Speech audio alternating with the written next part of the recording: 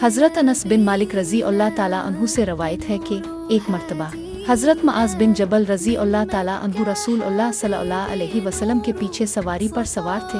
اب صلی اللہ علیہ وسلم نے فرمایا، اے معاذ، میں نے عرض کیا حاضر ہوں یا رسول اللہ صلی اللہ علیہ وسلم۔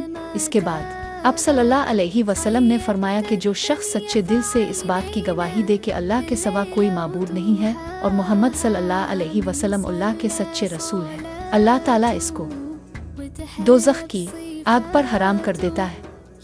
میں نے کہا، آ رسول اللہ، کیا اس بات سے لوگوں کو باخبر نہ کر دوں تاکہ وہ خوش ہو جائیں؟ اب صلی اللہ علیہ وسلم نے فرمایا، اگر تم یہ خبر سناؤ گے تو لوگ اس پر بھروسہ کر بیٹھیں گے اور عمل چھوڑ دیں گے۔ معاذ رضی اللہ تعالیٰ عنہ نے انتقال کے وقت یہ حدیث اس خیال سے بیان فرما دی کہ کہیں حدیث چھپانے کے گناہ پر ان سے آخرت میں مواخذہ نہ ہو۔ صحیح بخاری حدیث 128۔ اگر آپ کو حدیث سننا پسند ہے تو اس ویڈیو کو لائک کریے، چینل کو سبسکرائب کریے اور بیل آئیکن کو ضرور دبائیں تاکہ ہر نئے حدیث آپ کو آرام سے مل جائے۔